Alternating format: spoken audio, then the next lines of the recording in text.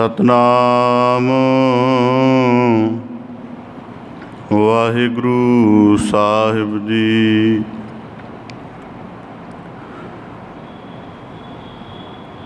पिंगुल पर्वत पार परे,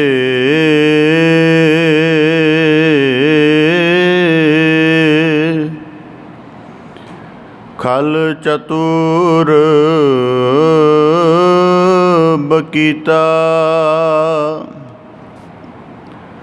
अंधुलै त्रिपवन सूजया,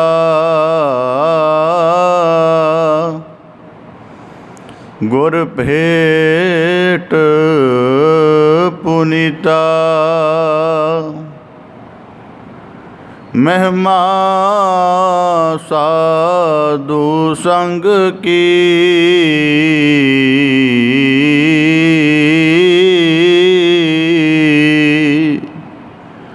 सुनो मेरे मीता, मैल खोई कोट अग हारे,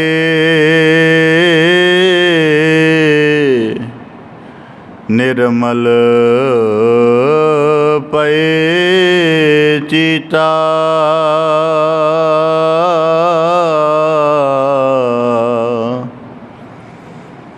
कबीर मन जाने सब बात,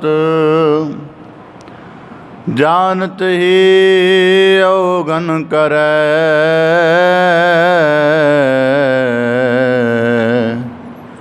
काहे की कुशलात, हाथ दीप कुए परै, मन रे छाडो परम, प्रगट होए नाचो या माया के डांडे, सूर के सन्मुख रन ते डर पै, सती के सांचे पहंडे, डगमग छाड़ रे मन बोरा, अब तो जरै मरै सिद्ध पाइए, लीनो हाथ सुंदौरा, काम क्रोध माया के लीने, या विद जगत बिगुता, कह कबीर राजा राम न छोड़ो, सगल ऊच ते ऊंचा, सगल ऊच ते ऊंचा, बेसुमार था गनत तोलै, जो बुलावो त्यो नानक दास बोले। सतनाम वाहिगुरु साहिब जी। मृग तृष्णा गंधर्व नगरं, द्रुम छाया रच दुर्मतिः, मृग तृष्णा गंधर्व नगरं, द्रुम छाया रच दुर्मतिः, ततः कुटुम्ब मोह मिथ्या, सिमरंत नानक राम राम नामः, ततः कुटुम्ब मोह मिथ्या, सिमरंत नानक राम राम नामः। वाहिगुरु जी का खालसा वाहिगुरु जी की फतेह। ਧੰਨ ਧੰਨ ਸਤਿਗੁਰੂ ਗੁਰੂ ਗਰੀਬ ਨਿਵਾਜ ਕਿਰਪਾ ਨਿਧ ਠਾਕੁਰ ਸਗਲ ਬ੍ਰਹਿਮੰਡ ਨੂੰ ਸ਼ਬਦ ਦੀ ਨਵਾਜ਼ਿਸ਼ ਦੇ ਨਾਲ ਨਵਾਜਣ ਵਾਲੇ ਸਤਿਗੁਰੂ ਹਾਜ਼ਰਾ ਹਜ਼ੂਰ ਜ਼ਾਹਰਾ ਜ਼ਹੂਰ ਸਰਬ ਕਲਾ ਭਰਪੂਰ ਸਤਿਗੁਰੂ ਸ੍ਰੀ ਗੁਰੂ ਗ੍ਰੰਥ ਸਾਹਿਬ ਜੀ ਦੀਨ ਦਇਆਲ ਪਾਤਸ਼ਾਹ, ਤਿਨਾਂ ਦੀ ਅਪਾਰ ਮਿਹਰਾਮਤ ਹੈ, ਦਇਆ ਬਖਸ਼ਿਸ਼ ਹੈ, ਜੋ ਸਤਿਗੁਰੂ ਸਾਹਿਬ ਜੀ ਨੇ ਅਪਾਰ ਕਿਰਪਾ ਕਰਕੇ ਸਾਨੂੰ ਸਭ ਨੂੰ ਸਾਡੇ ਜੀਵਨ ਦਾ ਸੁਭਾਗ ਅਵਸਰ ਬਖਸ਼ਿਸ਼ ਕਰਕੇ, ਉੱਤਮ ਮਤ ਬੁੱਧ ਦੀ ਦਾਤ ਬਖਸ਼ਿਸ਼ ਕਰਕੇ, ਫਿਰ ਮਹਾਂ ਉੱਤਮਤਾਈ ਦੇ ਰੂਪ ਵਿੱਚ ਸਤਸੰਗਤ ਰੂਪ ਦੇ ਵਿੱਚ ਜੁੜ ਬੈਠਣ ਦਾ, ਗੁਰੂ ਸ਼ਬਦ ਅਨੁਸਾਰ ਜੀਵਨ ਦੀ ਕਾਰ ਕਮਾਉਣ ਦਾ, ਮਨ ਦੀ ਸਾਧਨਾ ਕਰਨ ਦਾ, ਜੀਵਨ ਮਨੋਰਥ ਦੀ ਅਧਿਆਤਮਿਕ ਪ੍ਰਾਪਤੀ ਦਾ ਅਵਸਰ ਪ੍ਰਦਾਨ ਕੀਤਾ ਹੈ। ਸਤਿਗੁਰੂ ਕੀ ਕਿਰਪਾ ਸਦਕਾ ਸਤਸੰਗਤ ਰੂਪ ਵਿੱਚ ਜੁੜ ਬੈਠ ਕੇ ਸਤਿਗੁਰੂ ਕੀ ਮਿਹਰਾਮਤ ਦੇ ਪਾਤਰ ਬਣਨ ਦਾ ਨਿਰਮਲ ਯਤਨ ਕਰ ਰਹੇ ਹਾਂ। ਸਤਿਗੁਰੂ ਸਾਹਿਬ ਜੀ ਦੀ ਬਾਣੀ ਦੇ ਅੰਤਰਗਤ ਵਾਕ ਹਨ, ਮਹਿਮਾ ਸਾਧੂ ਸੰਗ ਕੀ ਸੁਨਹੁ ਮੇਰੇ ਮੀਤਾ, ਮੈਲ ਖੋਈ ਕੋਟ ਅਗ ਹਰੇ ਨਿਰਮਲ ਪਏ ਚੀਤਾ। ਸਮਾਜ ਦੇ ਵਿੱਚ ਮਨੁੱਖ ਆਪਣਾ ਜੀਵਨ ਬਤੀਤ ਕਰਦਾ ਹੈ, ਉਸ ਨੂੰ ਆਪਣਾ ਭੁੱਖ ਮਿਟਾਉਣ ਦੇ ਲਈ ਰੋਜ਼ਾਨਾ ਭੋਜਨ ਗ੍ਰਹਿਣ ਕਰਨਾ ਪੈਂਦਾ ਹੈ, ਪਿਆਸ ਮਿਟਾਉਣ ਦੇ ਲਈ ਜਲ ਦੀ ਲੋੜ ਪੈਂਦੀ ਹੈ, ਸਰੀਰਕ ਤੌਰ 'ਤੇ ਵਸਤਰਾਂ ਦੇ ਤੌਰ 'ਤੇ ਮੈਲਾ ਹੋ ਜਾਵੇ ਸਾਬਣ ਆਦਿਕ ਦੇ ਨਾਲ ਧੋਣ ਦੀ ਲੋੜ ਪੈਂਦੀ ਹੈ, ਔਰ ਇਹ ਕਰਮ ਮਨੁੱਖ ਰੋਜ਼ਾਨਾ ਕਰਦਾ। ਕਦੀ ਕੋਈ ਮਨੁੱਖ ਇਸ ਗੱਲ ਤੋਂ ਅੱਕਿਆ ਨਹੀਂ ਮਿਲਿਆ ਜਾਂ ਥੱਕਿਆ ਹੋਇਆ ਨਹੀਂ ਮਿਲਿਆ ਕਿ ਮੈਂ ਭੋਜਨ ਖਾ ਜਾਂ ਪਾਣੀ ਪੀ ਜਾਂ ਰੋਜ਼ਾਨਾ ਇਸ਼ਨਾਨ ਕਰਕੇ ਥੱਕ ਗਿਆ ਹਾਂ। ਇਸ ਤਰ੍ਹਾਂ ਦਾ ਦੁਨੀਆ 'ਚ ਕੋਈ ਮਹਾਦਲਿਦਰੀ ਹੋਵੇ ਤਾਂ ਫਿਰ ਭਾਵੇਂ ਕਹਿ ਦੇਵੇ, ਵੈਸੇ ਕੋਈ ਇਨਸਾਨ ਇਹਨਾਂ ਕਿਰਿਆਵਾਂ ਬਾਰੇ ਵਾਕ ਨਹੀਂ ਆਖਦਾ। ਤਾਂ ਇਸੇ ਪ੍ਰਕਾਰ ਸਾਨੂੰ ਸਤਿਗੁਰੂ ਸਾਹਿਬ ਜੀ ਨੇ ਆਤਮਿਕ ਜੀਵਨ ਦੀ ਵੀ ਜੁਗਤ ਸਮਝਾਈ ਹੈ ਕਿ ਜੇ ਜੀਵਨ ਦੇ ਨਿਰਵਾਹ ਲਈ ਭੋਜਨ ਪਾਣੀ ਇਸ਼ਨਾਨ ਹੋਰ ਸਾਰੀਆਂ ਕਿਰਿਆਵਾਂ ਜ਼ਰੂਰੀ ਨੇ ਔਰ ਮਨੁੱਖ ਆਜੀਵਨ ਭਰ ਉਹਨਾਂ ਨੂੰ ਅੰਗ ਬਣਾ ਕੇ ਰੱਖਦਾ ਹੈ ਆਪਣਾ, ਤਾਂ ਇਸੇ ਪ੍ਰਕਾਰ ਮਨ ਵੀ ਇੱਕ ਸਾਡੇ ਜੀਵਨ ਦਾ ਅਤੀ ਜ਼ਰੂਰੀ ਹਿੱਸਾ ਹੈ। ਉਹਨੂੰ ਵੀ ਰੋਜ਼ਾਨਾ ਨਿਰਮਲ ਕਰਨਾ, ਸਵੱਛ ਕਰਨਾ, ਤਾਂ ਕਿ ਉਹਦੇ ਤੋਂ ਚੰਗੇ ਵਿਚਾਰ ਸਫੁਰ ਹੋ ਕੇ ਸਾਡੇ ਜੀਵਨ ਦੇ ਸ਼ੁਭ ਕਰਮ ਬਣ ਜਾਣ। ਤਾਂ ਗੁਰੂ ਸਾਹਿਬ ਜੀ ਕਹਿੰਦੇ, ਮਹਿਮਾ ਸਾਧੂ ਸੰਗ ਕੀ ਸੁਨਹੁ ਮੇਰੇ ਮੀਤਾ, ਮੈਲ ਖੋਈ। ਕਿਉਂਕਿ ਪਹਿਲੇ ਪੱਧਰ 'ਤੇ ਜਦ ਮਨੁੱਖ ਸਤਸੰਗਤ 'ਚ ਬੈਠਦਾ ਹੈ ਉਦੋਂ ਉਹ ਸਵੱਛ ਨਹੀਂ ਹੁੰਦਾ। ਇਹਦੇ ਸੰਬੰਧ 'ਚ ਇੱਕ ਭ੍ਰਾਮਿਕ ਗੱਲ ਕਹੀ ਜਾਂਦੀ ਹੈ ਕਿ ਮਨ ਸ਼ੁੱਧ ਕਰਕੇ ਗੁਰੂ ਘਰ ਜਾਓ। ਤਾਂ ਮਨੁੱਖ ਇਸ ਗੱਲ ਨੂੰ ਦੀਰਘਤਾ ਨਾਲ ਵਾਚੇ ਕਿ ਜਦ ਮਨ ਪਹਿਲਾਂ ਹੀ ਸਵੱਛ ਹੈ, ਵਿਚਾਰ ਪਹਿਲਾਂ ਹੀ ਸ਼ੁੱਧ ਹਨ, ਨਿਰਮਲ ਹਨ, ਤਾਂ ਫਿਰ ਤਾਂ ਸਤਸੰਗਤ ਦੀ ਕੋਈ ਆਵਸ਼ਕਤਾ ਰਹਿ ਹੀ ਨਹੀਂ ਜਾਂਦੀ। ਇਸ ਕਰਕੇ ਕਹੋ ਕਿ ਗੁਰੂ ਘਰ ਜਾਓ ਤਾਂ ਕਿ ਮਨ ਨਿਰਮਲ ਹੋ ਸਕੇ। ਤਾਂ ਗੁਰੂ ਸਾਹਿਬ ਜੀ ਕਹਿੰਦੇ ਮੈਲ ਖੋਈ। ਪਹਿਲਾਂ ਮਨੁੱਖ ਦੇ ਅੰਦਰ ਦੀ ਦਵੈਸ਼ ਦੀ, ਵਿਕਾਰਾਂ ਦੀ ਮੈਲ ਹਰਦੀ ਹੈ। ਹੁਣ ਕਿਸੇ ਭਾਂਡੇ ਨੂੰ, ਖਰਾਬ ਹੋਏ ਭਾਂਡੇ ਨੂੰ, ਮੈਲੇ ਭਾਂਡੇ ਨੂੰ ਸਾਫ਼ ਕਰਨਾ ਹੋਵੇ ਤਾਂ ਉਹਦਾ ਮਤਲਬ ਇਹ ਨਹੀਂ ਕਿ ਇਹਦੇ ਵਿੱਚ ਸਾਬਣ ਪਾਇਆ ਜਾਂ ਹੋਰ ਵਸਤ ਪਾਈ ਜਾਵੇ। ਇਹਦਾ ਮਤਲਬ ਪਹਿਲਾਂ ਜਿਤਨੀ ਮਲੀਨਤਾ ਉਹਨੂੰ ਹਟਾਓ। ਜਦੋਂ ਮਲੀਨਤਾ ਹਟ ਗਈ ਤਾਂ ਆਪਣੇ ਆਪ ਹੀ ਸਾਫ਼ ਨਜ਼ਰ ਆਉਣ ਲੱਗ ਪਏਗਾ। ਤਾਂ ਗੁਰੂ ਸਾਹਿਬ ਜੀ ਕਹਿੰਦੇ, ਮੈਲ ਖੋਈ ਕੋਟ ਅਗ ਹਰੇ ਨਿਰਮਲ ਪਏ ਚੀਤਾ। ਤਾਂ ਇਸੇ ਪ੍ਰਕਾਰ ਕਿ ਜਦੋਂ ਮੈਲ ਹਰ ਜਾਂਦੀ ਹੈ, ਅੰਤਰ ਹਿਰਦਾ ਨਿਰਮਲ ਹੁੰਦਾ ਹੈ, ਉਸ ਦੇ ਅੰਦਰ ਸ਼ੁਭ ਗੁਣਾਂ ਦਾ ਵਾਸ ਹੋ ਜਾਂਦਾ ਹੈ। ਅਤੇ ਜਦੋਂ ਸ਼ੁਭ ਗੁਣਾਂ ਅੰਦਰ ਵਾਸ ਹੁੰਦਾ ਹੈ, ਫਿਰ ਉਹਦੀ ਸੁਗੰਧੀ ਮਨੁੱਖ ਦੇ ਕਰਮਾਂ ਦੁਆਰਾ ਪ੍ਰਗਟਦੀ ਹੈ। ਇਸ ਪ੍ਰਕਾਰ ਸਤਸੰਗਤ ਬੜੀ ਉੱਤਮ ਅਸਥਾਨ ਹੈ ਜਿੱਥੇ ਗੁਰੂ ਕੀ ਮਿਹਰਾਮਤ ਨੂੰ ਬੜੇ ਭਰਪੂਰ ਰੂਪ ਦੇ ਵਿੱਚ ਮਾਣਿਆ ਜਾ ਸਕਦਾ। ਗੁਰੂ ਕਿਰਪਾ ਕਰੇ ਐਸੇ ਭਾਵ ਸਾਡੇ ਸਾਰਿਆਂ ਦੇ ਮਨਾਂ ਅੰਦਰ, ਵਿਚਾਰਾਂ ਅੰਦਰ ਸਜਗ ਰਹਿਣ ਜੀ। ਲੜੀਵਾਰ ਗੁਰ ਸ਼ਬਦ ਵਿਚਾਰ ਨਾਲ, ਪਾਵਨ ਬਾਣੀ ਦੀ ਵਿਆਖਿਆ ਨਾਲ ਜੁੜਨ ਦਾ ਗੁਰੂ ਕਿਰਪਾ ਸਦਕਾ ਯਤਨ ਕਰੀਏ ਜੀ। ਪਾਵਨ ਬਾਣੀ ਦੀ ਲੜੀਵਾਰ ਵਿਚਾਰ ਆਰੰਭ ਕਰਨ ਤੋਂ ਪਹਿਲਾਂ बड़े अदब सहित उचारण करो जी। सतनाम श्री वाहिगुरु साहिब जी।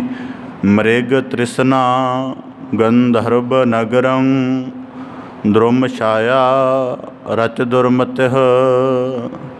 धन सतगुरु गुरु अर्जन देव साहिब जी दीन दयाल पातशाह तिन्हां दी पावन मुबारक रसना तो उचारण बाणी श्लोक सैसकृति की आप दी लड़ीवार व्याख्या श्रवण कर रहे हो।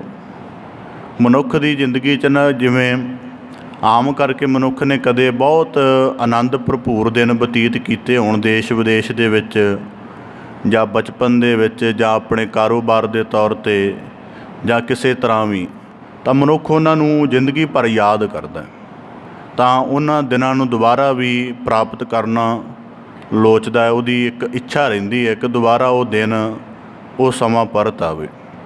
इस तरह जिहड़े सतसंगी मनुख हुंदे हन उन्होंने अपने जीवन की उत्तमताई नूं इउं ही चीनना आउणा चाहीदा है कि उदाहरण के तौर पर कि बहुत घट सिलसिले हुंदे ने जदों कोई किसी बाणी की संपूर्ण व्याख्या के नाल जुड़ के गुरु उपदेश नूं समझण दा प्राप्त करन दा वाचण दा यतन करे। धन सतगुरु गुरु अर्जन साहब जी ने दया किरपा करके सानू पावन बाणी श्लोक सैसकृति दे लड़ीवार श्लोकां की व्याख्या बख्शिश करके नवाज रहे हैं।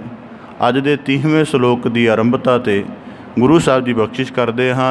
मृग तृष्णा गंधर्व नगरं द्रुम छाया रच दुर्मितः। सतगुरु गुरु अर्जन देव साहिब जी अज दे पावन श्लोक दे विच मनुख दी हरेक मनुख दी और समुचे संसार भर की जिहड़ी बुनियादी गंभीर ते जल्दी कीते ना हल होने वाली समस्या है उस दे उपर सतगुरु साहब जी सानू उपदेश बख्शिश कर रहे हैं। तो गुरु साहब जी फरमाउंदे हन मृग तृष्णा।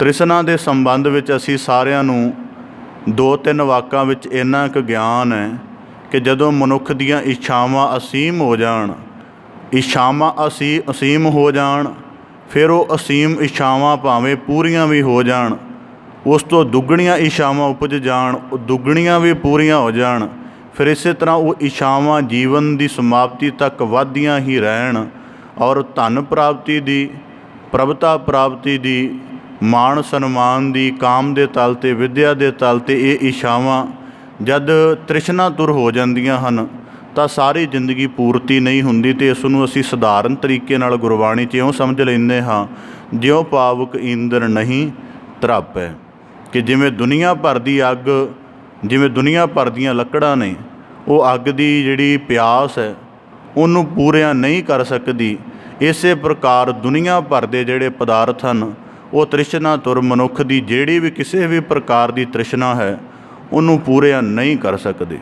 इस करके हुण तां चलो लोक सदा पहलां ना लोकां दे सधारण वाकां 'च बड़ा ज्ञान हुंदा सी, तां एक वाक आम पिंडां आदਿਕ 'च कहा जांदा हुंदा सी कि जिहड़ा मंगता तृष्णा वाला है ना उहदा कासा कदी नहीं भर सकदा, कि जिस मंगते की लोड़ करके कोई मंगण मंग रहा है वो तां भर सकदा है, पर जो कोई तृष्णा करके मंग रहा है ਉਹਦਾ ਕਾਸਾ, ਉਹਦਾ ਜਿਹੜਾ ਕੋਈ ਬਾਟਾ ਆਦਿਕ ਹੈ ਜਾਂ ਮੰਗਣ ਵਾਲਾ ਕੋਈ ਬਰਤਨ ਹੈ ਉਹ ਕਦੀ ਨਹੀਂ ਭਰ ਸਕਦਾ।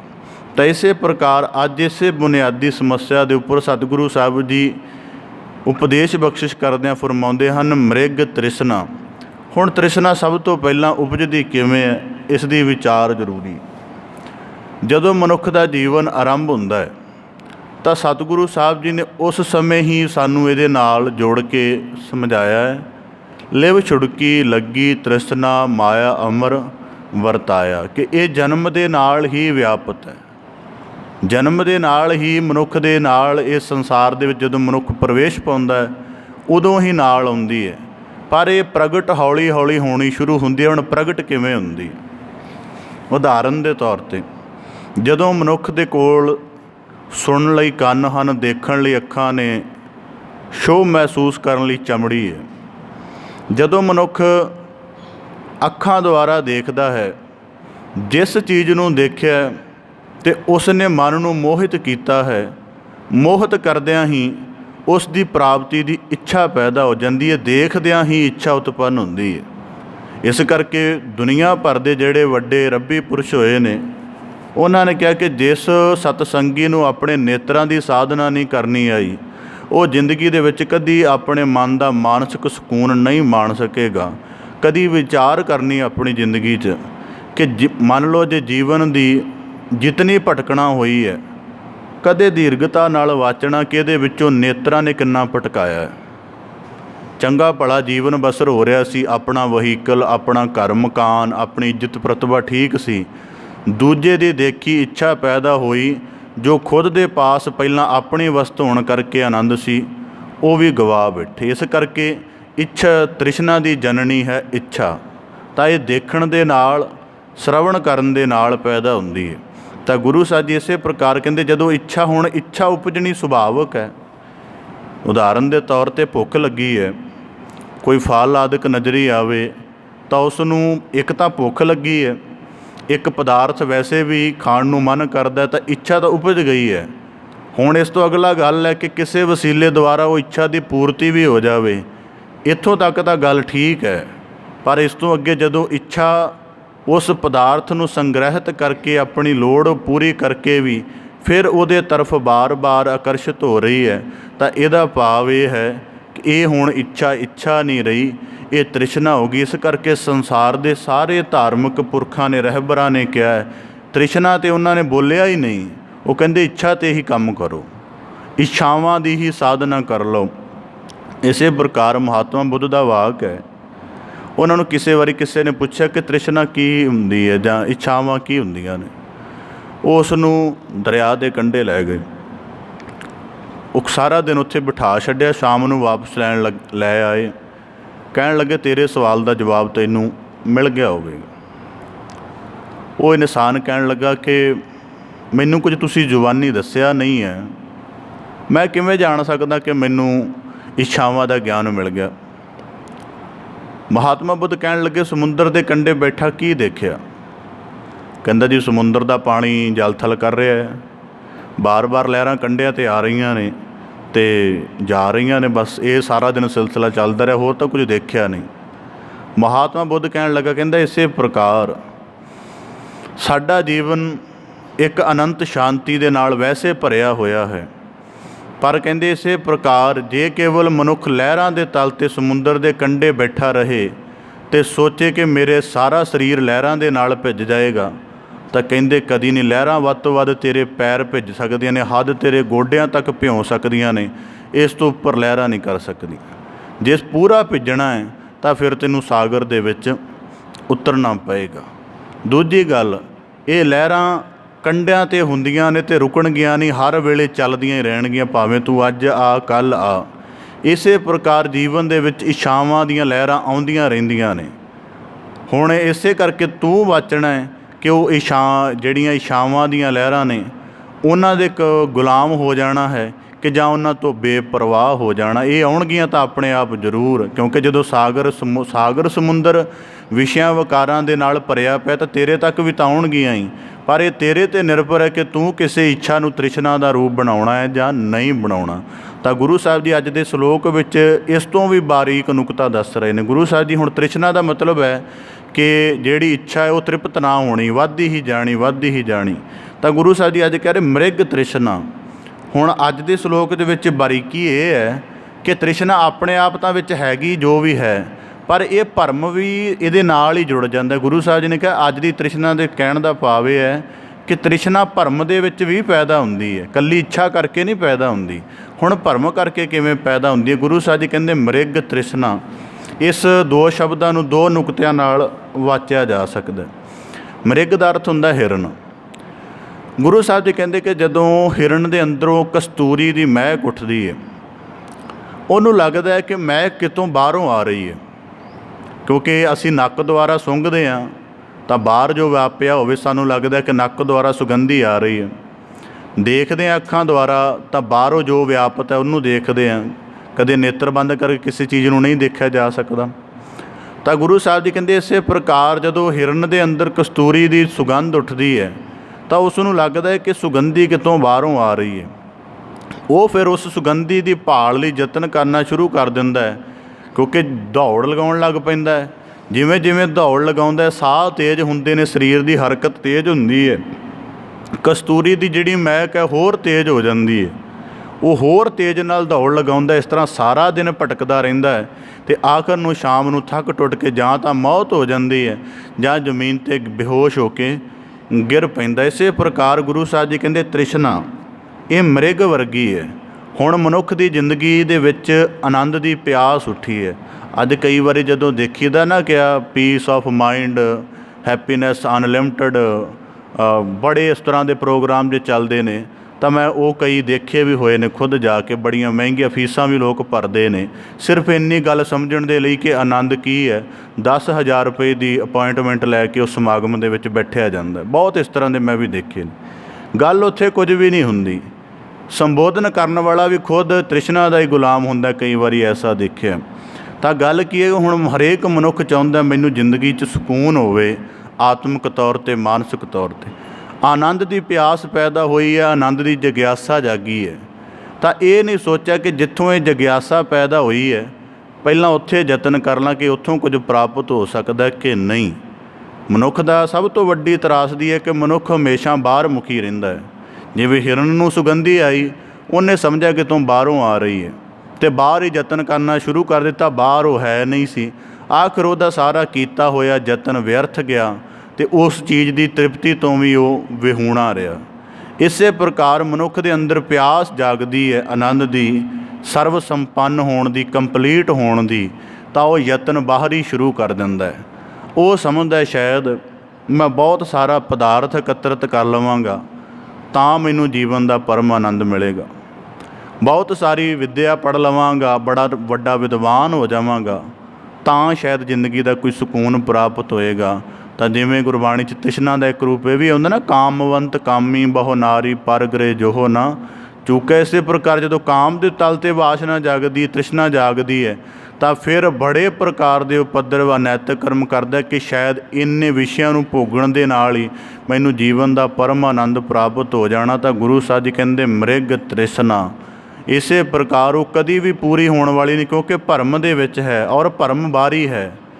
ਹੱਲ ਅੰਦਰੂਨੀ ਤੌਰ 'ਤੇ ਹੋਣਾ ਸੀ ਪਰ ਉਸ ਨੂੰ ਬਾਹਰੀ ਤੌਰ 'ਤੇ ਸਮਝ ਲਿਆ। ਇਸ ਕਰਕੇ ਬਾਹਰੀ ਤੌਰ 'ਤੇ ਹੁਣ ਉਦਾਹਰਨ ਦੇ ਤੌਰ 'ਤੇ ਕਿਸੇ ਮਨੁੱਖ ਨੂੰ ਪਾਣੀ ਚਾਹੀਦਾ ਹੋਵੇ ਤਾਂ ਹੁਣ ਉਸ ਨੂੰ ਇੰਨਾ ਪਤਾ ਹੈ ਕਿ ਜੇ ਉਸ ਨੂੰ ਇੰਨਾ ਪਤਾ ਹੋਵੇ ਕਿ ਪਾਣੀ ਧਰਤ ਦੇ ਹੇਠਾਂ ਹੈ, ਪ੍ਰਿਥਵੀ ਨੂੰ ਖੋਦ ਕੇ ਫਿਰ ਪਾਣੀ ਪ੍ਰਾਪਤ ਹੋ ਸਕਦਾ ਹੈ। ਹੁਣ ਇੰਨਾ ਪਤਾ ਵੀ ਹੋਵੇ ਅਤੇ ਮਨੁੱਖ ਉੱਪਰਲੀ ਤਲ 'ਤੇ ਕਰੀ ਜਾਵੇ ਤਾਂ ਉਸ ਨੂੰ ਜਲ ਨਹੀਂ ਪ੍ਰਾਪਤ ਹੋਣ ਵਾਲਾ। ਉਸ ਨੂੰ ਹੇਠਾਂ ਪਾਣੀ ਦੀ ਤਹਿ ਤੱਕ ਆਪਣੇ ਪਾਇਪ ਆਦਿਕ ਵਹਾਉਣੇ ਪੈਣਗੇ, ਫਿਰ ਉਹਨੂੰ ਪਾਣੀ ਪ੍ਰਾਪਤ ਹੋਏਗਾ। ਇਸੇ ਪ੍ਰਕਾਰ ਜੀਵਨ ਦੇ ਵਿੱਚ ਆਨੰਦ ਦੀ ਖੋਜ ਕਰਨੀ ਹੈ ਤਾਂ ਆਪਣੇ ਅੰਦਰੂਨ ਨੂੰ ਖੋਜਣਾ ਪਏਗਾ। ਪਰ ਗੁਰੂ ਸਾਹਿਬ ਜੀ ਕਹਿੰਦੇ ਮ੍ਰਿਗ ਤ੍ਰਿਸ਼ਨਾ, ਇਹ ਤ੍ਰਿਸ਼ਨਾ ਮਿਰਗ ਦੇ ਵਾਂਗ ਭਰਮ ਵੀ ਪੈਦਾ ਕਰਦੀ ਹੈ। ਹੁਣ ਇਹ ਭਰਮ ਅਗਿਆਨ 'ਤੇ ਆਧਾਰਿਤ ਹੁੰਦਾ ਹੈ। ਹੁਣ ਅਸੀਂ ਜਿਤਨੇ ਸਾਰੇ ਆਪਣਾ ਜੀਵਨ ਬਤੀਤ ਕਰਦੇ ਹਾਂ, ਭਾਵੇਂ ਅਸੀਂ ਜਿੰਨੇ ਮਰਜ਼ੀ ਵਿਸ਼ਾਲ ਯਤਨ ਕਰੀਏ, ਪਰ ਸਾਨੂੰ ਸਾਰਿਆਂ ਨੂੰ ਫਿਰ ਵੀ ਕਿਤੇ ਨਾ ਕਿਤੇ ਇਹ ਗੱਲ ਸਪਸ਼ਟ ਹੁੰਦੀ ਹੈ ਕਿ ਜਿੰਨਾ ਅਸੀਂ ਯਤਨ ਕਰ ਰਹੇ ਉਹਦੇ ਨਾਲ ਇੰਨਾ ਕੀ ਪ੍ਰਾਪਤ ਹੋ ਸਕਦਾ, ਇਸ ਤੋਂ ਵਧੇਕ ਨਹੀਂ। ਸਪਸ਼ਟ ਹੁੰਦਾ ਸਾਨੂੰ ਬਹੁਤ ਵਾਰੀ ਕਿ ਜਿੰਨੇ ਕੁ ਮੇਰੇ ਵਸੀਲੇ ਨੇ, ਜੇ ਇਹਨਾਂ ਦੇ ਨਾਲ ਮੈਂ ਇੰਨਾ ਕੁ ਯਤਨ ਕਰਾਂ ਤਾਂ ਇਤਨੀ ਕੁ ਪਦਾਰਥਕ ਪ੍ਰਾਪਤੀ ਆਰਾਮ ਦੇ ਨਾਲ ਹੋ ਸਕਦੀ ਹੈ। ਪਰ ਇੰਨਾ ਕੁਝ ਸਪਸ਼ਟ ਹੋਣ ਦੇ ਬਾਵਜੂਦ ਵੀ ਮਨੁੱਖ ਮ੍ਰਿਗ ਤ੍ਰਿਸ਼ਨਾ ਦੇ ਭਰਮ ਵਿੱਚ ਪਿਆ ਰਹਿੰਦਾ ਹੈ ਅਤੇ ਸਮਝਦਾ ਸ਼ਾਇਦ ਇਸ ਤੋਂ ਵੱਡੀ ਪ੍ਰਾਪਤੀ ਵੀ ਮੈਨੂੰ ਹੋ ਸਕਦੀ ਹੈ, ਔਰ ਹੁੰਦੀ ਉਹ ਸਾਰੀ ਇੱਛਾ 'ਤੇ ਆਧਾਰਿਤ ਹੈ, ਤ੍ਰਿਸ਼ਨਾ 'ਤੇ ਆਧਾਰਿਤ। ਇਹ ਨਹੀਂ ਸਮਝਦਾ ਕਿ ਜੋ ਕੁਝ ਮੈਂ ਭਰਾਂਗਾ ਉਹ ਫਿਰ ਖਾਲੀ ਰਹੇਗਾ। ਤਾਂ ਗੁਰੂ ਸਾਹਿਬ ਜੀ ਕਹਿੰਦੇ ਮ੍ਰਿਗ ਤ੍ਰਿਸ਼ਨਾ। ਹੁਣ ਇਹਦਾ ਦੂਜਾ ਨੁਕਤਾ ਕੀ ਹੈ, ਜਦ ਕਦੇ ਆਪ ਜੀ ਕਦੇ ਮਾਰੂਥਲ ਦੇ ਵਿੱਚ ਗਏ ਹੋਵੋ ਤਾਂ ਕੀ ਹੁੰਦਾ ਕਿ ਜਦੋਂ ਗਰਮੀਆਂ ਦੀ ਰੁੱਤ ਹੁੰਦੀ ਹੈ, ਸੂਰਜ ਸਿੱਧਾ ਚਮਕਦਾ ਹੈ ਰੇਤ ਦੇ ਉੱਪਰ, ਤਾਂ ਰੇਤ ਦੇ ਵਿੱਚ ਚਮਕਣ ਦੇ ਕਰਕੇ ਬਹੁਤ ਸਾਰੀ ਹੀਟ ਪੈਦਾ ਹੁੰਦੀ ਹੈ। ਅਤੇ ਜਦੋਂ ਰੇਤ ਦੇ ਉੱਪਰ ਹੀਟ ਪੈਦਾ ਹੁੰਦੀ ਹੈ ਅਤੇ ਉਹ ਹਵਾ ਬਹੁਤ ਜ਼ਿਆਦਾ ਗਰਮ ਹੋ ਜਾਂਦੀ ਹੈ ਅਤੇ ਉਹ ਫਿਰ ਇੱਕ ਪਾਸੇ ਸੂਰਜ ਦੀ ਹੀਟ, ਦੂਜੇ ਪਾਸੇ ਹਵਾ ਚੱਲ ਰਹੀ ਹੈ ਅਤੇ ਉਹ ਹੀਟ ਵਾਲੀ ਹੋਈ ਜਿਹੜੀ ਹਵਾ ਉਹ ਹਿਲਦੀ ਜੁਲਦੀ ਨਜ਼ਰ ਆਉਂਦੀ ਹੈ। ਅਤੇ ਜਿਹੜਾ ਮਾਰੂਥਲ ਦੇ ਵਿੱਚ ਭਟਕਿਆ ਹੋਇਆ ਹਿਰਨ ਹੈ, ਉਹਨੂੰ ਇਉਂ ਪ੍ਰਤੀਤ ਹੁੰਦਾ ਕਿ ਸ਼ਾਇਦ ਉੱਥੇ ਪਾਣੀ ਹੈ। ਪਹਿਲਾਂ ਪਿਆਸ ਜਾਗੀ, ਫਿਰ ਉਹਨੂੰ ਲੱਗਦਾ ਉੱਥੇ ਕਿਤੇ ਪਾਣੀ ਹੈ। ਤਾਂ ਉਹ ਜਦੋਂ ਉਹ ਭੱਜ ਕੇ ਉੱਥੇ ਜਾਂਦਾ ਅਤੇ ਹੈਰਾਨ ਹੁੰਦਾ ਇਹ ਤਾਂ ਕੇਵਲ ਰੇਤ ਸੀ। ਸ਼ਾਇਦ ਕਦੇ ਆਪ ਜੀ ਨੇ ਗਰਮੀ ਦੇ ਦੌਰਾਨ ਲੰਬਾ ਸਫ਼ਰ ਕੀਤਾ ਹੋਵੇ ਆਪਣੇ ਨਿੱਜੀ ਵਹੀਕਲ 'ਤੇ, ਤਾਂ ਰੋਡ 'ਤੇ ਵੀ ਕਈ ਵਾਰੀ ਇਸ ਤਰ੍ਹਾਂ ਦਾ ਭਰਮ ਪੈ ਜਾਂਦਾ ਕਿ ਉਹ ਥੋੜ੍ਹੀ ਦੂਰੀ 'ਤੇ ਪਾਣੀ ਜਿਹਾ ਲੱਗਦਾ ਗਰਮੀਆਂ ਦੇ ਦਿਨਾਂ ਵਿੱਚ, ਕਿਉਂਕਿ ਸੂਰਜ ਦੀ ਰੌਸ਼ਨੀ ਕਾਲੀ ਚੀਜ਼ 'ਤੇ ਜ਼ਿਆਦਾ ਤਪਦੀ ਹੈ। ਇਸ ਕਰਕੇ ਤਾਂ ਗੁਰੂ ਸਾਹਿਬ ਜੀ ਕਹਿੰਦੇ ਇਸੇ ਪ੍ਰਕਾਰ ਮ੍ਰਿਗ ਤ੍ਰਿਸ਼ਨਾ, ਜਦੋਂ ਮਾਰੂਥਲ ਦੇ ਵਿੱਚ ਪਿਆਸ ਦਾ ਭਰਮ ਪੈਦਾ ਹੁੰਦਾ ਹੈ, ਅਤੇ ਉਸ ਜਿਹੜਾ ਕੇਵਲ ਚਮਕਦੀ ਹੋਈ ਰੇਤ ਨੂੰ ਹੀ ਪਾਣੀ ਸਮਝ ਲੈਂਦਾ ਹੈ ਅਤੇ ਭੱਜ ਕੇ ਜਾਂਦਾ, ਉੱਥੇ ਫਿਰ ਨਿਰਾਸ਼ ਹੁੰਦਾ ਹੈ ਕਿ ਇੱਥੇ ਤਾਂ ਮਿਲਿਆ ਨਹੀਂ। ਤਾਂ ਇਸੇ ਪ੍ਰਕਾਰ ਗੁਰੂ ਸਾਹਿਬ ਜੀ ਕਹਿੰਦੇ ਤ੍ਰਿਸ਼ਨਾ ਦੇ ਵਸ ਹੋਇਆ ਬੰਦਾ ਬੜੇ ਤਰ੍ਹਾਂ ਦੇ ਯਤਨ ਕਰਦਾ ਹੈ, ਸਮਝਦਾ ਕਿ ਸ਼ਾਇਦ ਇੱਥੋਂ ਤ੍ਰਿਸ਼ਨਾ ਦੀ ਪੂਰਤੀ ਹੋ ਜਾਏ, ਇੱਥੋਂ ਤ੍ਰਿਸ਼ਨਾ ਦੀ ਪੂਰਤੀ ਹੋ ਜਾਏ, ਪਰ ਹੁੰਦੀ ਕਿਤੋਂ ਵੀ ਨਹੀਂ ਹੈ। ਸਾਰੀ ਜ਼ਿੰਦਗੀ ਤ੍ਰਿਪਤ ਹੀ ਹੁੰਦਾ ਹੈ। ਗੁਰਬਾਣੀ ਦੇ ਮੈਂ ਨਾ ਇੱਕ ਗੁਰਬਾਣੀ ਦੇ ਬਾਰੇ ਪੁਸਤਕ ਹੈ, ਗੁਰਬਾਣੀ ਅਖਾਣ ਅਤੇ ਮੁਹਾਵਰਾ ਕੋਸ਼, ਸੁਰਿੰਦਰ ਸਿੰਘ ਕੋਹਲੀ ਦੀ ਪੁਸਤਕ ਆ, ਮੈਨੂੰ ਕਿਸੇ ਸਮੇਂ ਪ੍ਰਾਪਤ ਹੋਈ ਸੀ। ਮੈਂ ਕਿਹਾ ਦੇਖਾਂ ਇਹਦੇ ਵਿੱਚ ਕੀ ਹੈ।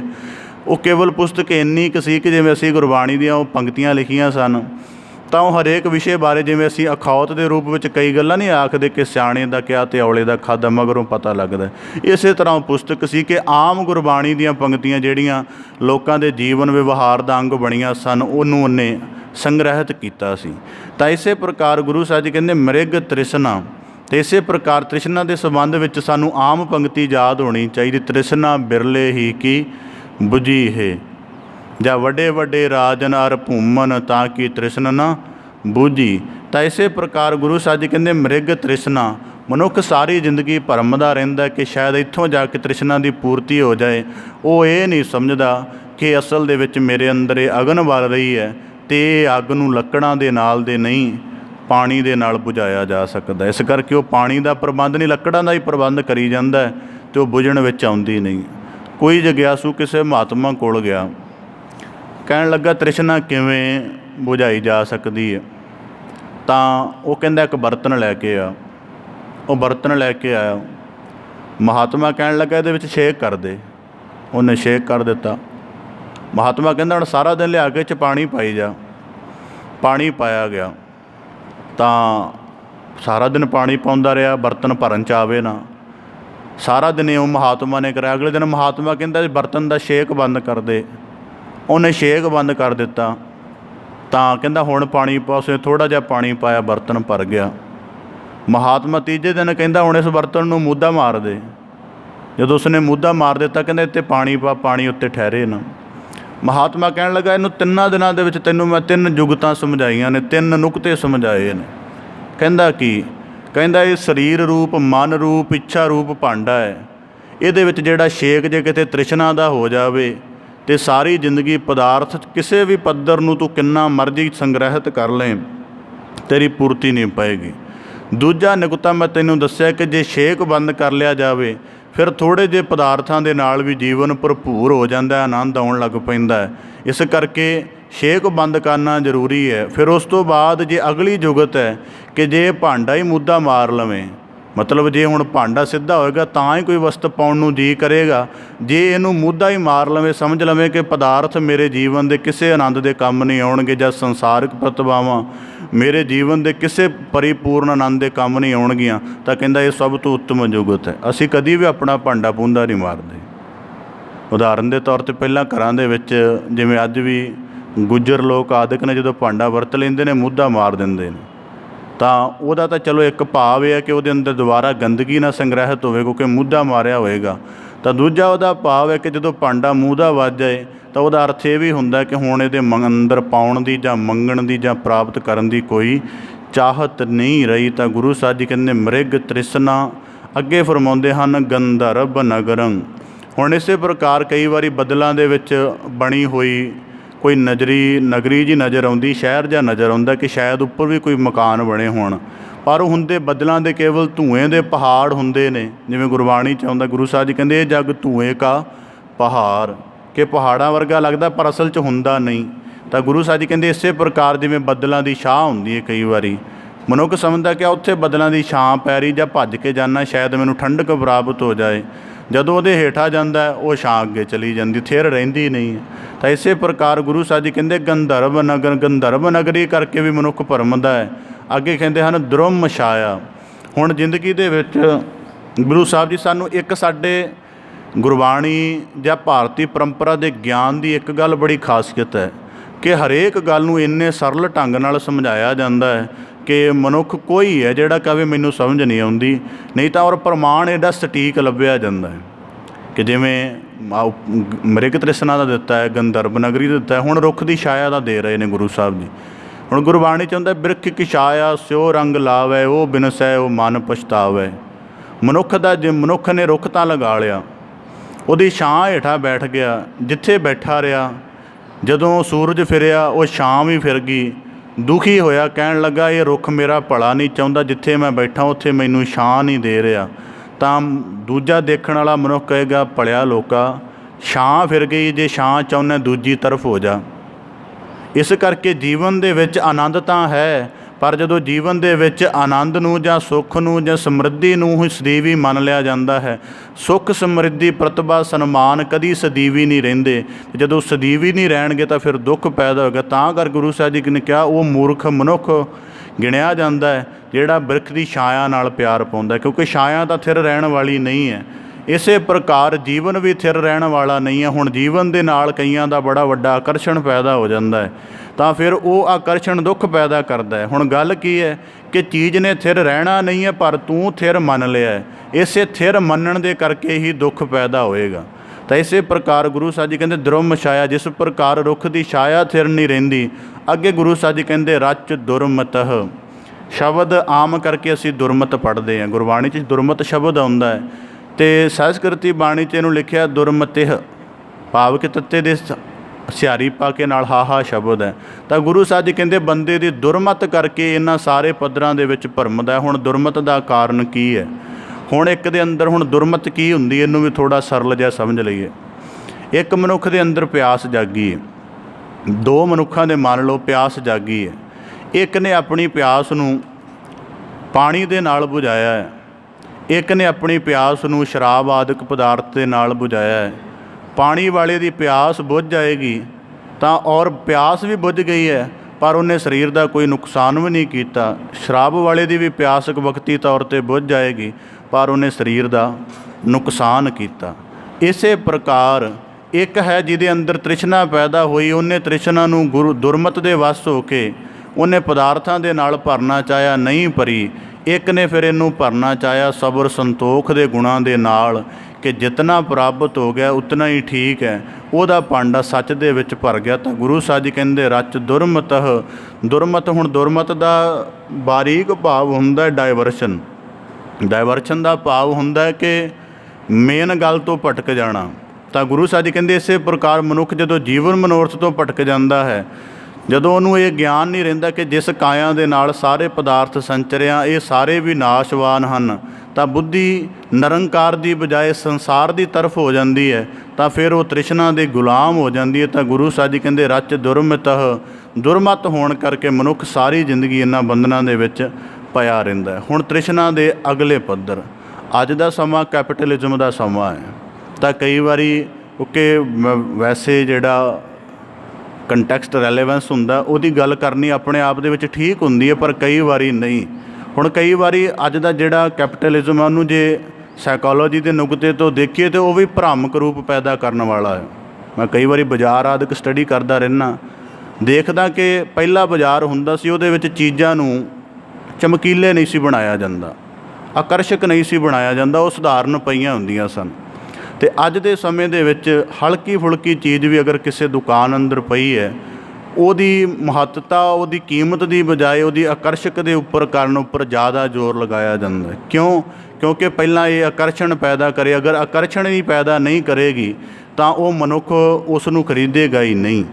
ਇਸੇ ਪ੍ਰਕਾਰ ਇਹ ਵੀ ਤ੍ਰਿਸ਼ਨਾ ਦਾ ਇੱਕ ਪੱਧਰ ਹੈ ਕਿ ਮਨੁੱਖ ਦੇ ਮਨ ਦੇ ਅੰਦਰ ਕੈਪੀਟਲਿਜ਼ਮ ਨੂੰ ਇਹ ਪਤਾ ਲੱਗ ਗਿਆ ਕਿ ਮਨੁੱਖ ਦੇ ਅੰਦਰ ਜਿਹੜੀ ਚਮਕ ਹੁੰਦੀ ਹੈ ਇਹਦਾ ਆਕਰਸ਼ਣ ਹੁੰਦਾ, ਇਸ ਕਰਕੇ ਚਮਕ ਪੈਦਾ ਕੀਤੀ ਜਾਏ। ਇਸ ਕਰਕੇ ਅੱਜ ਦੇ ਲੋਕ ਸਧਾਰਨ ਦੁਕਾਨ ਤੋਂ ਆਪਣੀ ਵਸਤ ਖਰੀਦਣ ਦੀ ਬਜਾਏ ਚੰਗੇ ਵੱਡੇ ਸ਼ਾਪਿੰਗ ਮਾਲ 'ਚੋਂ ਖਰੀਦਣਗੇ, ਕਿਉਂਕਿ ਠੀਕ ਹੈ ਕਿ ਜ਼ਰੂਰਤ ਉੱਥੋਂ ਵੀ ਪੂਰੀ ਹੋ ਰਹੀ ਹੈ, ਪਰ ਉਹਦਾ ਅਰਥ ਹੈ ਕਿ ਮਨ ਦੇ ਅੰਦਰ ਚਮਕ ਦਾ ਪ੍ਰਭਾਵ ਹੈ। ਤਾਂ ਗੁਰੂ ਸਾਹਿਬ ਜੀ ਇਸੇ ਪ੍ਰਕਾਰ ਫਰਮਾਉਂਦੇ ਹਨ ਰਚ ਦੁਰਮਿਤਹ, ਭਾਵ ਇਸੇ ਪ੍ਰਕਾਰ ਜਦੋਂ ਖੁਦ ਦੇ ਅੰਦਰ ਤ੍ਰਿਸ਼ਨਾ ਤੁਰ ਕਾਇਮ ਹੁੰਦੀ ਹੈ, ਫਿਰ ਮਨੁੱਖ ਵੱਖੋ ਵੱਖ ਪਦਾਰਥਾਂ ਨੂੰ ਆਪਣੇ ਅਨੁਸਾਰ ਚਿਤਵਦਾ। ਤਾਂ ਗੁਰੂ ਸਾਹਿਬ ਜੀ ਅੱਗੇ ਫਰਮਾਉਂਦੇ ਹਨ ਤਤਹ ਕੁਟੰਬ ਮੋਹ ਮਿਥਿਆ, ਸਿਮਰੰਤ ਨਾਨਕ ਰਾਮ ਰਾਮ ਨਾਮਹ। ਤਾਂ ਇਸੇ ਪ੍ਰਕਾਰ ਗੁਰੂ ਸਾਹਿਬ ਜੀ ਕਹਿੰਦੇ ਜਿਵੇਂ ਮ੍ਰਿਗ ਤ੍ਰਿਸ਼ਨਾ ਵਿਅਰਥ ਹੈ, ਗੰਧਰਵ ਨਗਰੀ ਦਾ ਜਿਹੜਾ ਭਰਮ ਉਹ ਵਿਅਰਥ ਹੈ, ਰੁੱਖ ਦੀ ਛਾਇਆ ਥਿਰ ਰਹਿਣ ਵਾਲੀ ਨਹੀਂ ਹੈ, ਤਾਂ ਇਸੇ ਪ੍ਰਕਾਰ ਗੁਰੂ ਸਾਹਿਬ ਜੀ ਕਹਿੰਦੇ ਤਤਹ ਕੁਟੰਬ, ਉਸੇ ਪ੍ਰਕਾਰ ਪਦਾਰਥਾਂ ਦਾ, ਪਰਿਵਾਰ ਦਾ, ਜੀਵਨ ਦੇ ਸੰਚੇ ਹੋਏ ਸਾਰੇ ਵਸੀਲਿਆਂ ਦਾ ਜਿਹੜਾ ਮੋਹ ਹੈ ਉਹ ਵਿਅਰਥ ਹੈ, ਉਹ ਕਿਸੇ ਵੀ ਅਰਥ ਨਹੀਂ ਹੈ। ਤਾਂ ਇਸੇ ਪ੍ਰਕਾਰ ਗੁਰੂ ਸਾਹਿਬ ਜੀ ਕਹਿੰਦੇ ਫਿਰ ਕੀ ਕੀਤਾ ਜਾਵੇ, ਸਿਮਰੰਤ ਨਾਨਕ ਰਾਮ ਰਾਮ ਨਾਮਹ। ਤਾਂ ਇਸੇ ਪ੍ਰਕਾਰ ਗੁਰੂ ਸਾਹਿਬ ਜੀ ਕਹਿੰਦੇ ਕੀ ਯਤਨ ਕਰੋ, ਸਦਾ ਰਾਮ ਪਰਮੇਸ਼ਰ ਦੀ ਸਿਮਰਤੀ ਦੇ ਵਿੱਚ ਜੁੜੇ ਰਹੋ ਕਿ ਜੀਵਨ ਦਾ ਇਕਾਗਰਤਾ ਬਣੀ ਰਹੇ। ਜਦੋਂ ਜੀਵਨ ਭਟਕਦਾ ਹੈ ਫਿਰ ਇਹ ਬੜੇ ਪੱਧਰਾਂ 'ਤੇ ਭਟਕਦਾ ਹੈ, ਵਿਕਾਰਾਂ ਦੇ ਤਲ 'ਤੇ ਭਟਕਦਾ ਹੈ, ਆਸਾ ਮਨਸ਼ਾ ਤ੍ਰਿਸ਼ਨਾ ਹੋਰ ਬੜਿਆਂ ਤਲਾਂ 'ਤੇ ਭਟਕਦਾ। ਤਾਂ ਗੁਰੂ ਸਾਹਿਬ ਜੀ ਕਹਿੰਦੇ ਸਿਮਰੰਤ ਨਾਨਕ ਰਾਮ ਰਾਮ ਨਾਮ ਹੋ। ਇਸ ਕਰਕੇ ਸਦਾ ਸਿਮਰੰਤ ਅਕਾਲ ਪੁਰਖ ਪਰਮੇਸ਼ਰ ਦੀ ਆਰਾਧਨਾ ਕਰੋ ਤਾਂ ਕਿ ਸਿਮਰਤੀ ਦੇ ਭਾਵ ਸ਼ੁੱਧ ਹੋਣ। ਹੁਣ ਸਤਸੰਗਤ ਕੀ ਕਰਦੀ ਹੈ? ਸਤਸੰਗਤ ਦੇ ਵਿੱਚ ਆਉਣ ਵਾਲਾ ਮਨੁੱਖ ਅੰਦਰੂਨੀ ਤਲ 'ਤੇ ਜਾਗਦਾ ਹੈ। ਜੀਵਨ ਦੇ ਵਿੱਚ ਐਸਾ ਬੜਾ ਕੁਝ ਹੈ ਕਿ ਜਿਹੜਾ ਮਨੁੱਖ ਵਿਅਰਥ ਹੀ ਸੰਚੀ ਜਾ ਰਿਹਾ ਹੈ। ਤਾਂ ਸਤਸੰਗੀ ਮਨੁੱਖ ਫਿਰ ਆਪਣੇ ਜੀਵਨ ਦੇ ਪ੍ਰਤੀ ਪੂਰਾ ਸਜਗ ਹੋ ਜਾਂਦਾ ਹੈ। ਉਹਨੂੰ ਪਤਾ ਲੱਗਦਾ ਕਿ ਬੜੀਆਂ ਲੋੜਾਂ, ਮੈਂ ਜਾਣਦਾ ਕਿ ਕਈ ਐਸੇ ਮੇਰੇ ਨਿਕਟਵਰਤੀ ਹਨ, ਤਾਂ ਜਦੋਂ ਕਦੇ ਦੇਖਣ 'ਚ ਆਉਣਾ ਕਿ ਉਹ ਹਰ ਵੇਲੇ ਦਿਨ ਦੇ ਵਿੱਚ 4-5 ਮਿੰਟ ਐਸੇ ਗੁਜ਼ਾਰਦੇ ਸਨ, ਤਾਂ ਉਹਨਾਂ ਕਦੀ ਸੋਚਣਾ ਕਿ ਸਾਡੇ ਘਰ ਦੇ ਵਿੱਚ ਕਿਹੜੀ ਵਸਤ ਐਸੀ ਪਈ ਹੈ ਜਿਹੜੀ ਸਾਡੇ ਕੰਮ ਨਹੀਂ ਆ ਰਹੀ ਪਰ ਪਈ ਹੋਈ ਹੈ।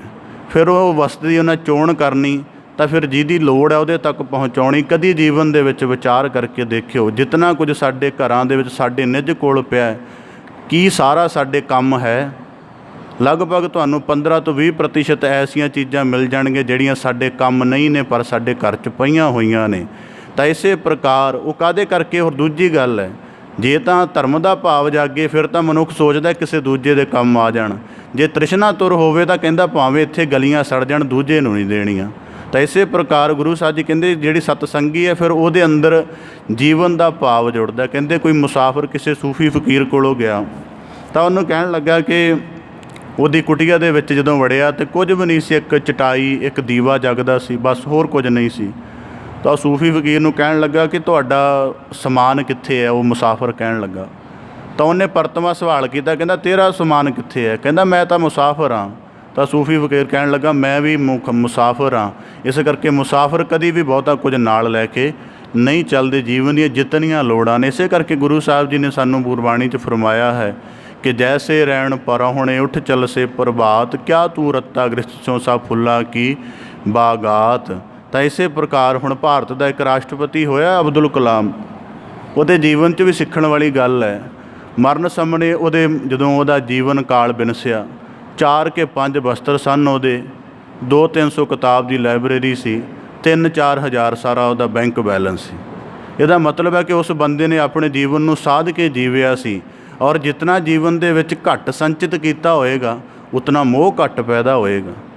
ਤਾਂ ਇਸ ਕਰਕੇ ਗੁਰੂ ਸਾਹਿਬ ਜੀ ਕਹਿੰਦੇ ਮੋਹ ਕੁਟੰਬ ਤਤਹ ਕੁਟੰਬ ਮੋਹ ਮਿਥਿਆ।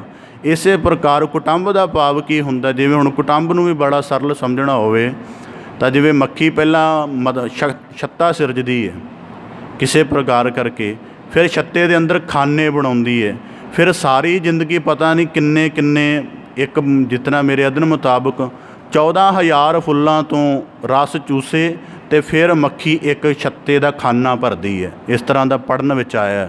ਤਾਂ ਇਸੇ ਪ੍ਰਕਾਰ ਉਹ ਸਾਰੀ ਜ਼ਿੰਦਗੀ ਖਾਨੇ ਭਰਦੀ ਰਹਿੰਦੀ ਹੈ, ਪਰ ਉਹਦੀ ਇਸ ਸਾਰੀ ਸਾਧਨਾ ਨੂੰ ਕਾਲ ਦੀ ਜਿਹੜੀ ਚੋਟ ਹੈ, ਭਾਵ ਜਦੋਂ ਮਖਿਆਲ ਲਾਉਣ ਵਾਲਾ ਹੁੰਦਾ, ਜਰਾ ਜਿੰਨਾ ਧੂੰਆਂ ਬਾਲਦਾ ਉੱਡ ਜਾਂਦੀਆਂ ਨੇ, ਫੜ ਕੇ ਚੋ ਲੈਂਦਾ ਅਤੇ ਸ਼ਹਿਦ ਪਾ ਕੇ ਲਿਜਾ ਜਾਂਦਾ ਅਤੇ ਮੱਖੀਆਂ ਉਸੇ ਪ੍ਰਕਾਰ ਵਿਹੂਣੀਆਂ ਰਹਿ ਜਾਂਦੀਆਂ ਨੇ। ਇਸੇ ਪ੍ਰਕਾਰ ਮਨੁੱਖ ਜ਼ਿੰਦਗੀ ਭਰ ਆਪਣੀ ਤ੍ਰਿਸ਼ਨਾ ਦੇ ਖਾਨਿਆਂ ਨੂੰ ਕਦੀ ਪਦਾਰਥਕ ਪ੍ਰਭਤਾ ਦੇ ਨਾਲ, ਕਦੇ ਵਿਦਿਅਕ ਸਾਧਨਾ, ਕਦੀ ਕਾਮ ਵਿਸ਼ਿਆਂ ਦੇ ਨਾਲ, ਕਦੀ ਹੰਕਾਰ ਕਰਕੇ ਭਰਦਾ ਰਹਿੰਦਾ।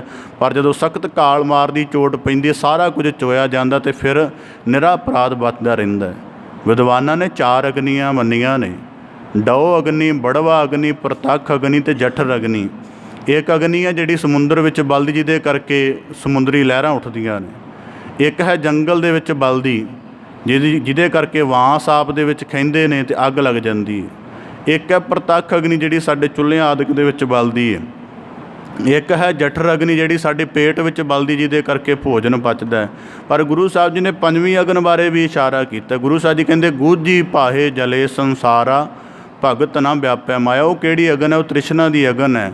ਜਲਦੀ ਵੀ ਹੈ, ਨਾ ਇਹਦੀ ਤਪਸ਼ ਮਹਿਸੂਸ ਹੁੰਦੀ ਹੈ, ਨਾ ਰੂਪ ਮਹਿਸੂਸ ਹੁੰਦਾ ਹੈ, ਪਰ ਇਹਦੀ ਤਪਸ਼ ਸਾਰੀ ਜ਼ਿੰਦਗੀ ਮਨੁੱਖ ਨੂੰ ਭਰਮਾ ਦਿੰਦੀ। ਤਾਂ ਗੁਰੂ ਸਾਹਿਬ ਜੀ ਕਹਿੰਦੇ ਸਿਮਰੰਤ ਨਾਨਕ ਰਾਮ ਰਾਮ ਨਾਮ। ਇਸ ਕਰਕੇ ਜਿਤਨੇ ਬਾਹਰੀ ਪਦਾਰਥ ਹਨ ਸਾਰੇ ਅਨਿੱਤ ਹਨ, ਨਿੱਤ ਰਹਿਣ ਵਾਲਾ ਕੇਵਲ ਪਰਮੇਸ਼ਰ ਦਾ ਨਾਮ। ਇਸ ਕਰਕੇ ਉਹਦੀ ਸਿਮਰਤੀ ਦਾ ਭਾਵ ਯਤਨ ਕਰੋ। ਨਚ ਵਿਦਿਆ ਨਿਧਾਨ ਨਿਗਮੰ, ਨਚ ਗੁਣਗ੍ਯ ਨਾਮ ਕੀਰਤਨ। ਤਾਂ ਹੁਣ ਗੁਰੂ ਸਾਹਿਬ ਜੀ ਅਗਲੇ ਸ਼ਲੋਕ ਦੇ ਵਿੱਚ 31ਵੇਂ ਸ਼ਲੋਕ ਦੇ ਵਿੱਚ ਬਖਸ਼ਿਸ਼ ਕਰਦੇ ਹਨ ਕਿ ਜਦੋਂ ਮਨੁੱਖ ਜੀਵਨ ਨੂੰ ਇਸ ਪ੍ਰਕਾਰ ਵਾਚ ਲਵੇ ਤਾਂ ਫਿਰ ਮਨੁੱਖ ਸਮਝਦਾ ਹੈ ਕਿ ਮੇਰੇ ਪਾਸ ਤਾਂ ਕੋਈ ਤਾਣ ਨਹੀਂ ਹੈ। ਤਾਂ ਗੁਰੂ ਸਾਹਿਬ ਜੀ ਕਹਿੰਦੇ ਨਚ ਵਿਦਿਆ ਨਿਧਾਨ ਨਿਗਮੰ। ਨਾ ਸਾਡੇ ਪਾਸ ਵਿੱਦਿਆ ਦਾ, ਗਿਆਨ ਦਾ ਖਜ਼ਾਨਾ ਹੈ, ਗਿਆਨ ਦੀ ਗੱਲ ਨੂੰ ਵਾਚਣ ਦਾ, ਸਮਝਣ ਦਾ, ਪੜ੍ਹਨ ਖੋਜਣ ਦਾ। ਨਿਧਾਨ ਨਿਗਮੰ, ਨਾ ਹੀ ਉੱਤਮ ਰੂਪ ਕਰਕੇ ਉਸ ਗੱਲ ਨੂੰ ਵਿਚਾਰ ਸਕਦੇ, ਇਹ ਵੀ ਸਮਰੱਥਾ ਨਹੀਂ ਹੈ ਕਿ ਗੁਰੂ ਕੇ ਉਪਦੇਸ਼ਾਂ ਨੂੰ ਜਾਂ ਵਿੱਦਿਆ ਦੇ ਗੁਹਜ ਸੂਤਰਾਂ ਨੂੰ ਬੜੀ ਬਾਰੀਕੀ ਦੇ ਨਾਲ ਵਾਚ ਸਕੀਏ। ਨਚ ਗੁਣਗ੍ਯ ਨਾਮ ਕੀਰਤਨ। ਅਤੇ ਗੁਰੂ ਸਾਹਿਬ ਜੀ ਕਹਿੰਦੇ ਨਾ ਹੀ ਸਾਡੇ ਪਾਸ ਗੁਣਗ੍ਯ ਭਾਵ ਬਹੁਤ ਸਾਰੇ ਗੁਣ ਹਨ ਜਿਨ੍ਹਾਂ ਦੇ ਨਾਲ ਸਾਡਾ ਜੀਵਨ ਸਫਲ ਸਮਝਿਆ ਸਕੇ। ਨਾਮ ਕੀਰਤਨ, ਨਾ ਹੀ ਸਾਡੇ ਜੀਵਨ ਦੇ ਵਿੱਚ ਕੋਈ ਕੀਰਤਨ ਦਾ ਪਿਆਰ, ਕੋਈ ਕੀਰਤਨ ਦੀ ਦਾਤ ਦਾ ਵੱਡਾ ਅਭਿਆਸ ਹੈ। ਨ ਚਿਰਾਗ ਰਤਨ ਕੰਠੰ ਨਹਿ ਚੰਚਲ ਚਤੁਰ ਚਾਤੁਰ। ਤਾਂ ਗੁਰੂ ਸਾਹਿਬ ਜੀ ਕਹਿੰਦੇ ਨਾ ਹੀ ਰਾਗ ਗਾਉਣ ਦੀ ਸੋਝੀ ਹੈ, ਨਾ ਹੀ ਰਤਨ ਰੂਪ ਬੁੱਧੀ ਚੰਗੀ ਹੈ ਕਿ ਜਿਹਦੇ ਵਿੱਚ ਚੰਗੇ ਖਿਆਲ ਆ ਸਕਣ, ਨਾ ਹੀ ਕੰਠ ਬੜਾ ਸੁਰੀਲਾ ਜਿਹਦੇ ਨਾਲ ਪਰਮੇਸ਼ਰ ਦੀ ਉਸਤਤੀ ਬੜੇ ਇਕਾਗਰ ਭਾਵ ਦੇ ਨਾਲ ਗਾਈ ਜਾ ਸਕੇ। ਨਹਿ ਚੰਚਲ, ਨਾ ਹੀ ਇਤਨੀ ਤੀਖਣ ਬੁੱਧ ਹੈ ਕਿ ਬੜੇ ਸੁਗੜ ਗੁਣਾਂ ਦੇ ਨਾਲ, ਵਿਵੇਕ ਦੇ ਨਾਲ, ਸੂਖਮਤਾ ਦੇ ਨਾਲ ਜੀਵਨ ਦੇ ਰਹੱਸਾਂ ਨੂੰ ਸਮਝ ਸਕੀਏ। ਭਾਗ ਉਦਮ ਲਬਦੰ ਮਾਇਆ, ਨਾਨਕ ਸਾਧ ਸੰਗ ਖਲ ਪੰਡਤ। ਤਾਂ ਇਸੇ ਪ੍ਰਕਾਰ ਉਪਰੋਕਤ ਸਾਰੇ ਗੁਣਾਂ ਨੂੰ ਵਰਣਨ ਕਰਕੇ ਕਿ ਵਿੱਦਿਆ ਵੀ ਨਹੀਂ ਹੈ, ਕੋਲ ਗੁਣ ਵੀ ਨਹੀਂ ਹਨ, ਰਾਗ ਦਾ ਗੁਣ ਵੀ ਨਹੀਂ ਹੈ, ਵਿਵੇਕ ਦਾ ਗੁਣ ਵੀ ਨਹੀਂ ਹੈ, ਭਾਵ ਕਿ ਤਮਾਮ ਗੁਣ ਨਹੀਂ ਹਨ। ਪਰ ਗੁਰੂ ਸਾਹਿਬ ਜੀ ਕਹਿੰਦੇ ਭਾਗ ਉਦਮ, ਜੇ ਮਨੁੱਖ ਦੇ ਭਾਗਾਂ ਦਾ ਉਦੈ ਹੋ ਜਾਵੇ, ਉਹਦੀ ਕਿਸਮਤ ਇਸ ਰੂਪ ਦੇ ਵਿੱਚ ਪ੍ਰਫੁੱਲਤ ਹੋ ਜਾਵੇ। ਲੱਭਦੰ ਮਾਇਆ, ਭਾਵ ਕਿ ਇੱਕ ਤਾਂ ਜਿਵੇਂ ਇੱਕ ਵਾਰੀ ਚਾਣਕਿਆ ਨੂੰ ਕਿਸੇ ਨੇ ਪੁੱਛਿਆ ਕਿ ਕਿਸਮਤ 'ਤੇ ਨਿਰਭਰ ਰਹਿਣਾ ਚਾਹੀਦਾ ਕਿ ਨਹੀਂ। ਕਹਿੰਦਾ ਇਹ ਕਿਵੇਂ ਪਤਾ? ਕਹਿੰਦਾ ਬਹੁਤਾ ਕੁਝ ਤਾਂ ਕਿਸਮਤ 'ਚ ਲਿਖਿਆ ਹੁੰਦਾ ਹੈ, ਅਤੇ ਇਸ ਕਰਕੇ ਕਿਸਮਤ 'ਤੇ ਰਹਿਣਾ, ਯਤਨ ਕਰਨਾ ਚਾਹੀਦਾ ਕਿ ਨਹੀਂ। ਤਾਂ ਉਹਨੇ ਅੱਗੋਂ ਬੜਾ ਸੁੰਦਰ ਜਵਾਬ ਦਿੱਤਾ। ਕਹਿੰਦਾ ਹੋ ਸਕਦਾ ਕਿਸਮਤ ਦੇ ਵਿੱਚ ਲਿਖਿਆ ਹੋਵੇ ਕਿ ਇਹ ਕੁਝ ਤੈਨੂੰ ਯਤਨ ਕਰਨ ਦੇ ਨਾਲ ਹੀ ਪ੍ਰਾਪਤ ਹੋਣਾ ਹੈ। ਤਾਂ ਗੁਰੂ ਸਾਹਿਬ ਜੀ ਕਹਿੰਦੇ ਭਾਗ ਉਦਮ, ਤੇਰੇ ਜੀਵਨ ਦੇ ਵਿੱਚ ਗੁਰੂ ਕੀ ਕਿਰਪਾ ਦਾ ਜਿਹੜਾ ਫਲ ਹੈ ਉਹ ਲਿਖਿਆ ਗਿਆ ਹੈ, ਬਸ ਕੇਵਲ ਤੇਰੇ ਉਦਮ ਦੇ ਉੱਪਰ ਗੱਲ ਨਿਰਧਾਰਤ ਹੈ। ਗੁਰੂ ਸਾਹਿਬ ਜੀ ਕਹਿੰਦੇ ਜੇ ਭਾਗ ਅਤੇ ਉਦਮ ਇਕੱਠੇ ਰਲ ਜਾਣ, ਲੱਭਦੰ ਮਾਇਆ, ਫਿਰ ਉਚਿਤ ਪਰਮੇਸ਼ਰ ਦੀ ਪ੍ਰਾਪਤੀ ਹੁੰਦੀ ਹੈ। ਨਾਨਕ ਸਾਧ ਸੰਗ ਖਲ ਪੰਡਤ। ਜਦ ਕਿਸਮਤ ਉਦੈ ਹੁੰਦੀ ਹੈ, ਭਾਗ ਚੰਗੇ ਹੁੰਦੇ ਨੇ, ਅਤੇ ਫਿਰ ਉਦਮ ਵੀ ਮਨੁੱਖ ਸਤ ਸੰਗਤ ਦੇ ਵਿੱਚ ਜਾਣ ਲਈ ਕਰਦਾ ਹੈ। ਫਿਰ ਸਾਧ ਸੰਗਤ ਦੇ ਵਿੱਚ ਖਲ ਦਾ ਭਾਵ ਹੁੰਦਾ ਮੂਰਖ, ਮਹਾਮੂਰਖ। ਗੁਰੂ ਸਾਹਿਬ ਜੀ ਕਹਿੰਦੇ ਪੰਡਿਤ, ਫਿਰ ਸਾਧ ਸੰਗਤ ਦੇ ਵਿੱਚ ਜਾਣ ਦੇ ਨਾਲ ਮੂਰਖ ਇਨਸਾਨ ਵੀ ਪੰਡਿਤ ਹੋ ਜਾਂਦੇ ਹਨ। ਜਿਵੇਂ ਮੰਗਲਾਚਰਨ 'ਚ ਭਾਵ ਸ਼ਰਵਣ ਕੀਤੇ ਸੀ, ਗੁਰੂ ਸਾਹਿਬ ਜੀ ਫਰਮਾਉਂਦੇ ਹਨ ਪਿੰਗੁਲ ਪਰਬਤ ਪਾਰ ਪਰੇ ਖਲ ਚਤੁਰ ਬਕੀਤਾ ਅੰਧੁਲੇ ਤ੍ਰਿਭਵਨ। ਸੂਝਿਆ ਕਿ ਸਤ ਸੰਗਤ ਵਿੱਚ ਜਾਣ ਦੇ ਨਾਲ ਬੁੱਧੀ ਇਤਨੀ ਪ੍ਰਕਾਸ਼ਿਤ ਹੋ ਜਾਂਦੀ ਹੈ, ਜੀਵਨ ਦੇ ਵਿੱਚ ਗਿਆਨ ਦੀ ਸਾਧਨਾ ਇੰਨੀ ਤੀਖਣ ਹੋ ਜਾਂਦੀ ਹੈ ਕਿ ਮਨੁੱਖ ਮੂਰਖਾਂ ਤੋਂ ਚਤੁਰ ਹੋ ਜਾਂਦਾ ਹੈ। ਤਾਂ ਇਸੇ ਪ੍ਰਕਾਰ ਅੱਜ ਦੇ 2 ਸ਼ਲੋਕਾਂ ਦੁਆਰਾ ਸਤਿਗੁਰੂ ਗੁਰੂ ਅਰਜਨ ਸਾਹਿਬ ਜੀ ਸਾਨੂੰ ਬਖਸ਼ਿਸ਼ ਕਰਦੇ ਹਨ ਕਿ ਤ੍ਰਿਸ਼ਨਾ ਦੇ ਭਰਮ ਦੇ ਤਲ 'ਤੇ, ਤ੍ਰਿਸ਼ਨਾ ਦੀ ਅਗਨ ਦੇ ਤਲ 'ਤੇ, ਤ੍ਰਿਸ਼ਨਾ ਦੀ ਵਾਸ਼ਨਾ ਦੇ ਤਲ 'ਤੇ ਜਿਤਨਾ ਵੀ ਜੀਵਨ ਜਿਉਣਾ ਹੈ ਉਹ ਸਾਰਾ ਵਿਅਰਥ ਹੈ। ਇਸ ਕਰਕੇ ਇੱਕ ਉਦਮ ਨਿਰਮਲ ਕਰੋ ਤਾਂ ਕਿ ਜੀਵਨ ਦੇ ਵਿੱਚ ਇਹਦਾ ਪ੍ਰਭਾਵ ਸਮਾਪਤ ਹੋ ਜਾਏ। ਰੋਜ਼ਾਨਾ ਸਤ ਸੰਗਤ ਦੇ ਵਿੱਚ ਪ੍ਰੀਤ ਭਾਵਨਾ ਕਰਕੇ ਗੁਰੂ ਸ਼ਬਦ ਦੀ ਸਾਧਨਾ ਨੂੰ ਮਾਣਨ ਦੇ ਲਈ ਜੁੜੋ, ਅਤੇ ਇਹੀ ਜੀਵਨ ਦੀ ਅਮੋਲਕ ਰਾਸ ਹੈ। ਇਸ ਪ੍ਰਕਾਰ ਅੱਜ ਦੇ 2 ਸ਼ਲੋਕਾਂ ਦੁਆਰਾ ਗੁਰੂ ਅਰਜਨ ਦੇਵ ਸਾਹਿਬ ਜੀ ਨੇ ਸਾਨੂੰ ਬਖਸ਼ਿਸ਼ ਕਰਕੇ ਨਿਵਾਜਿਆ ਹੈ। ਸਤਿਗੁਰੂ ਕਿਰਪਾ ਕਰਨ ਸਾਡੇ ਹਿਰਦੇ ਅੰਦਰ ਗੁਰਬਾਣੀ ਦਾ ਆਤਮ ਪ੍ਰਕਾਸ਼ ਹੋ ਜਾਏ, ਜੀਵਨ ਦੀ ਭਰਪੂਰ ਸੂਖਮ ਸੋਝੀ ਆ ਜਾਏ, ਅਤੇ ਫਿਰ ਜੀਵਨ ਨੂੰ ਨਾਮ ਰਸੀ ਵਾਲਾ, ਗੁਰਮਤਿ ਸਾਧਨਾ ਵਾਲਾ ਜੀਵਨ ਜਿਉਂ ਕਿ ਸਫਲ ਕਰਨ ਦਾ ਯਤਨ ਕਰੀਏ ਜੀ। ਪਾਵਨ ਲੜੀਵਾਰ ਵਿਆਖਿਆ ਦੀ ਆਪ ਜੀ ਦੇ ਨਾਲ ਸਾਂਝ ਪਾਉਂਦਿਆਂ ਹੋਈਆਂ ਬੇਅੰਤ ਭੁੱਲਾਂ ਦੀ ਖਿਮਾ ਜਾਚਨਾ ਜੀ। ਗੁਰੂ ਕਿਰਪਾ ਕਰੇ ਪਾਵਨ ਉਪਦੇਸ਼, ਭਾਵ ਉਪਦੇਸ਼ ਸਾਡੇ ਸਾਰਿਆਂ ਦੇ ਹਿਰਦੇ ਅੰਦਰ ਵਸ ਜਾਏ, ਸਾਰਿਆਂ ਦਾ ਇੱਥੇ ਆਇਆ ਸਫਲਾ ਹੋਵੇ ਜੀ। बड़े अदब सहित गज के फतेह अर्ज करो जी। वाहिगुरू जी का खालसा वाहिगुरू जी की फतेह।